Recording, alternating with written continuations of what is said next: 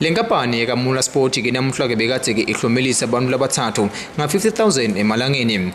Lokubantu ke labakhonile ukuthi ke bakhona ke kudlala wona ke umdlalo wokubheja babhejele wona ke emaqembu lahlukahlukene.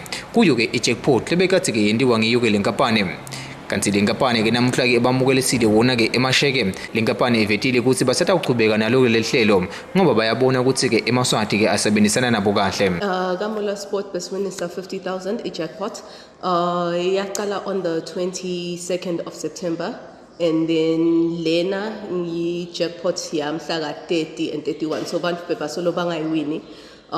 So these labai 3 labai winile on the 30th and 31st sing laba bekala kuwina lo 50,000 lebesolo simwinis.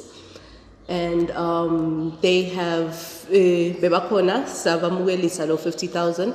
Batfola basitshela ke ukuthi bajabulile kakhulu ukuthi finally baze bawine ngoba solo bayazama ukuyidlala solo yaqala.